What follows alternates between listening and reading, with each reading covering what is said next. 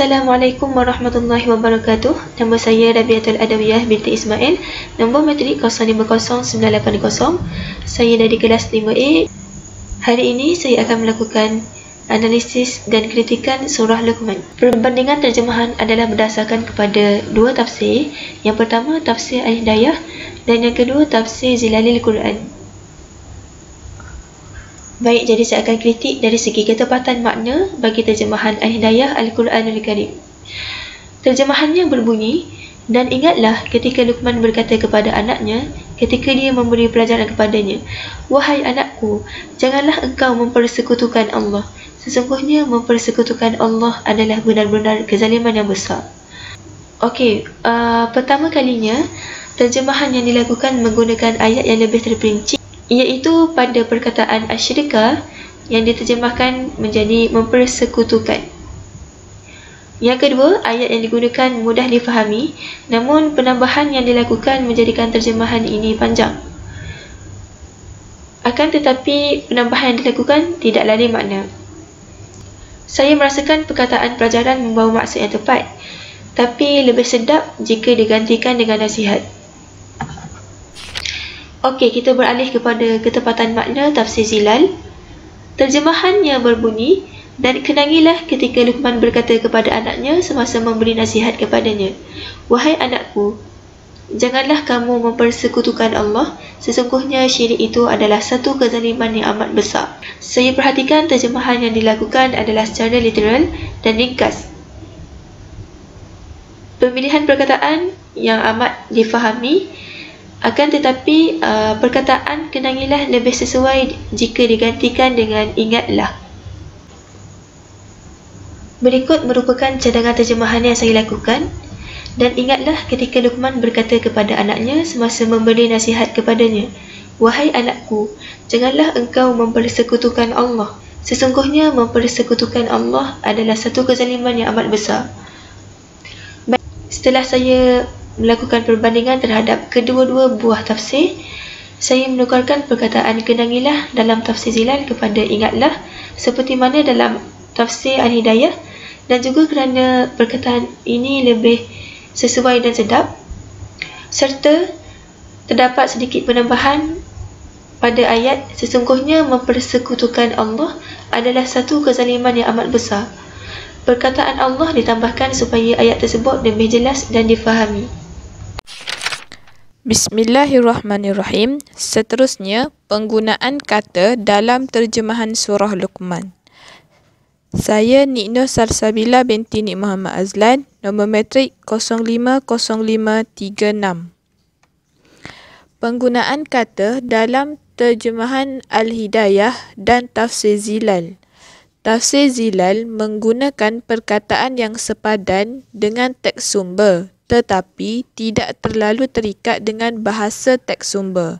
Manakala terjemahan Al-Hidayah pula bersesuaian dengan ayat mengikut teks bahasa sasaran. Walau bagaimanapun, masih ada perkataan yang terikat dengan gaya bahasa teks sumber. Sebagai contoh, pada ayat yang ke-11, A'udzubillahi minasyaitonirrajim. Hadza khalqullahi fa'aruni madza khalaqal ladzina min duni baliz zalimuna fi dhalalin mubin. Shadaqallahul azim. Terjemahan daripada tafsir Zilal. Inilah ciptaan-ciptaan Allah. Oleh itu, tunjukkan pula kepadaku apakah makhluk-makhluk yang telah diciptakan oleh Tuhan-Tuhan yang lain selain darinya. Malah sebenarnya orang-orang yang zalim iaitu kafir itu berada di dalam kesesatan yang amat nyata. Manakala terjemahan Al-Hidayah pula, inilah ciptaan Allah, maka perlihatkanlah olehmu kepadaku apa yang telah diciptakan oleh sesembahanmu selain Allah. Sebenarnya, orang-orang yang zalim itu berada di dalam kesesatan yang nyata. Sebagaimana contoh pada ayat ke-11, perkataan perlihatkanlah yang digunakan oleh terjemahan Al-Hidayah masih terikat dengan teks bahasa sumber, manakala tafsir Zilal menggunakan perkataan tunjukkan untuk menyesuaikan makna dengan bahasa sasaran. Begitu juga dengan perkataan sesembahanmu yang digunakan dalam terjemahan Al-Hidayah, yang mana perkataan tersebut masih terikat dengan bahasa sumber. Seterusnya, cadangan terjemahan ialah: inilah ciptaan Allah, maka cubalah kamu tunjukkan kepadaku apakah yang telah diciptakan oleh makhluk-makhluk yang lain daripadanya. Tiada satu pun. Bahkan orang-orang yang zalim itu berada dalam kesesatan yang jelas nyata.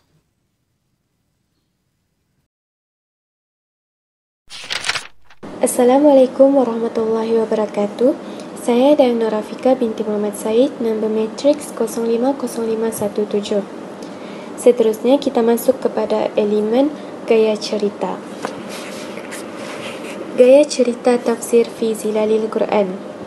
Okey, saya ada sediakan satu contoh ayat dari surah Luqman, iaitu ayat ke-10 yang bermaksud Dia, yakni Allah, telah menciptakan langit tanpa sebarang tiang yang dapat dilihat oleh kamu.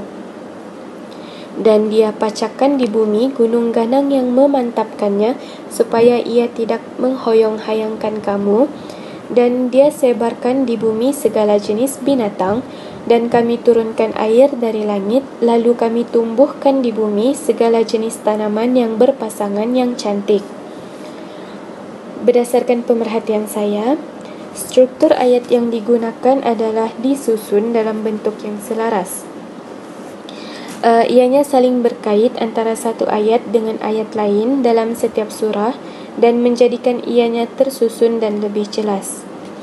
Seterusnya, ayat terjemahan yang diolah adalah sangat baik dan berpotensi untuk menarik minat pembaca. Okey, kenapa dia lebih menarik? Kerana gaya cerita yang disampaikan menggunakan keindahan laras bahasa sastera. Akan tetapi, jika menggunakan laras bahasa sastera, berkemungkinan pembaca akan menghadapi sedikit kesukaran dalam memahami maksud ayat tersebut. Okey, contoh yang saya boleh tunjuk adalah contoh pada perkataan menghoyong-hayangkan. Kata ganda ini merupakan kata ganda berirama,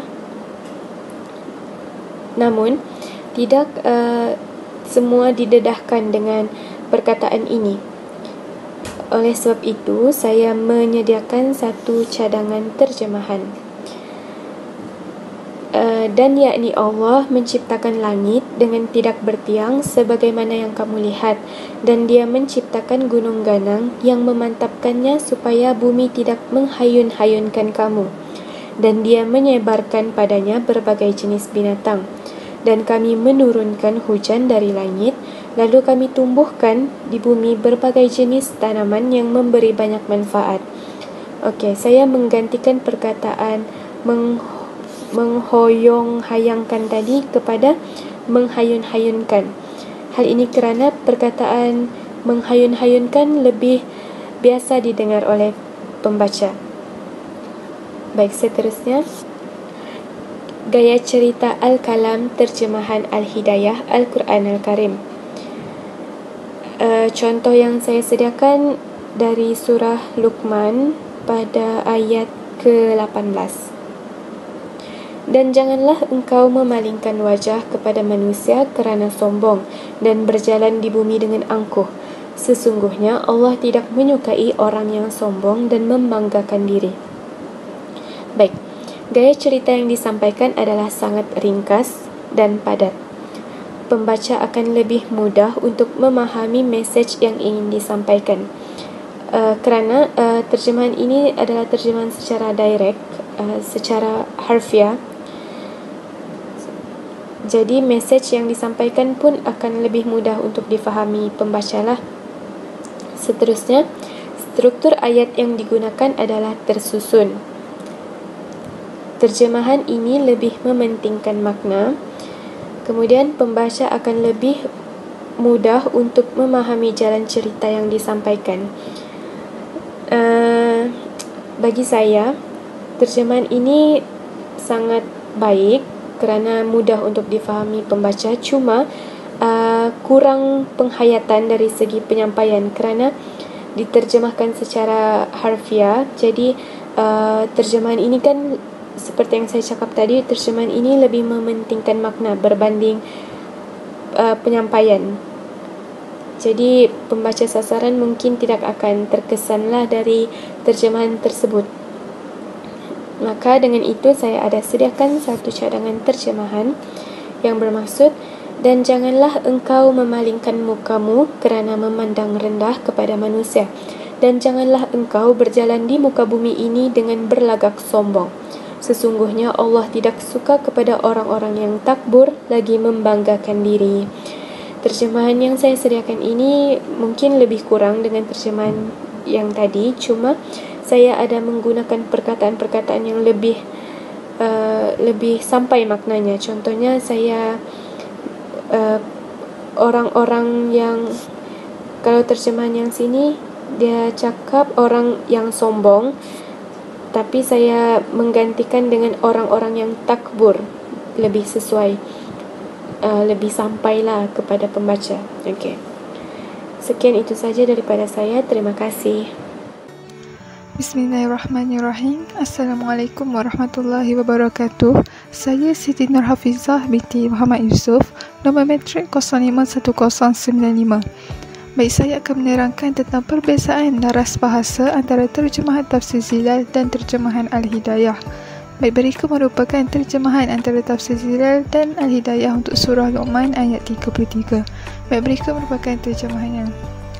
Untuk tafsir Zilal: wahai manusia, bertakwalah kepada Allah dan takutilah hari akhirat, di mana si bapa tidak dapat sedikit pun menyelamatkan anaknya dan si anak tidak dapat menyelamatkan bapanya.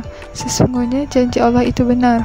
Oleh itu, janganlah kamu diperdaya oleh kehidupan dunia dan janganlah kamu ditipu syaitan dalam taati Allah.